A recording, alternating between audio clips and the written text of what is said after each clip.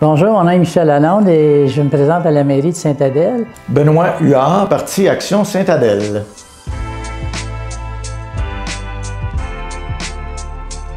C'est très simple, on peut concilier facilement les deux parce que si on développe notre plein air, parce que moi, dans notre programme, pour nous, on veut faire du plein air à Sainte-Adèle un pôle d'attraction incontournable, pratiquement en faire la capitale du plein air au Québec, de sorte qu'on va attirer des gens ici, on va attirer des nouvelles familles ici qui sont des adeptes du plein air et qui cherchent une nature champêtre et en même temps un milieu urbain où ils peuvent avoir accès à tous les services.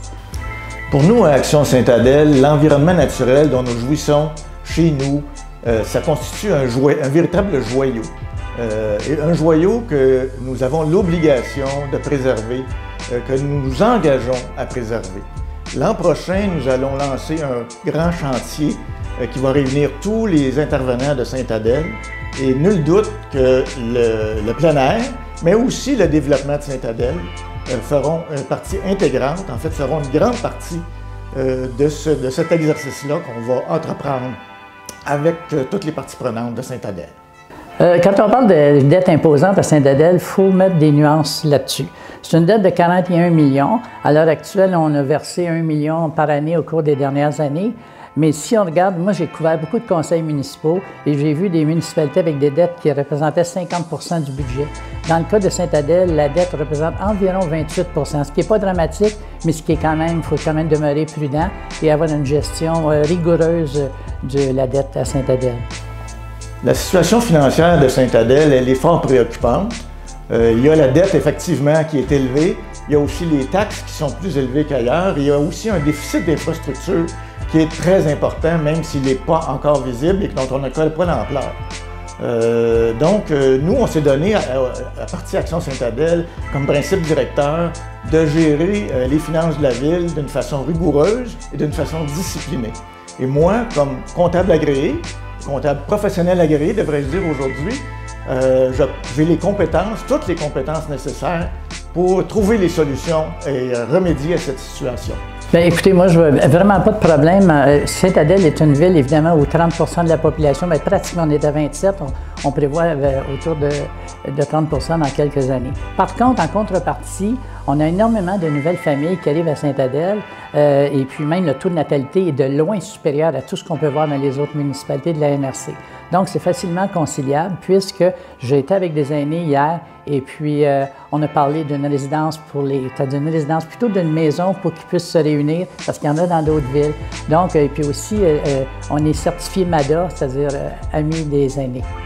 Pour nous, à Action Sainte-Adèle, nous voulons replacer tous les Adélois et toutes les Adéloises de toutes les générations au cœur des priorités de la ville.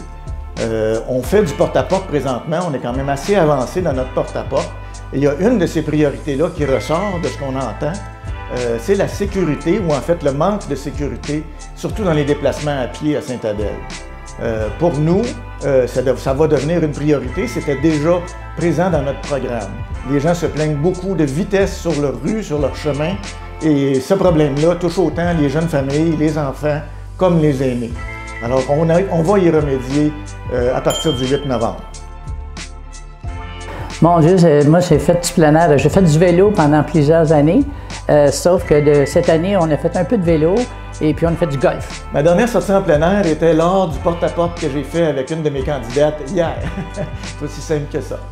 Mon Dieu, danser, ça fait quand même un certain temps parce que depuis peut-être une vingtaine d'années, bon, je vis en couple et puis bon, je suis quelqu'un qui est dans les débuts de la soixantisaine, donc disons que la danse, c'est pas nécessairement une activité que je pratique.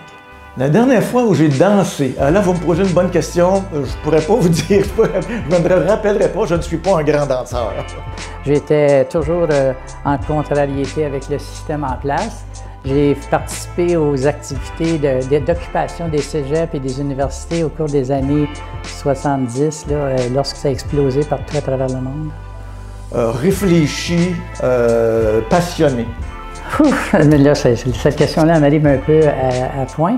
Je suis une maniaque des Beatles, donc c'est certain que je chanterais probablement une des tunes des Beatles, particulièrement une qui s'appelle In My Life. My Way de Frank Sinatra. Ben, écoutez, j'ai vécu des choses assez difficiles. Je vais vous le dire, c'est quelque chose que j'ai commencé à dire parce que j'ai arrêté de le cacher. Moi, j'étais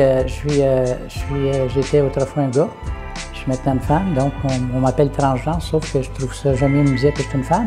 C'est toute la dynamique précédée l'opération et qui fait en sorte que c'était une question de vie ou de mort pour moi.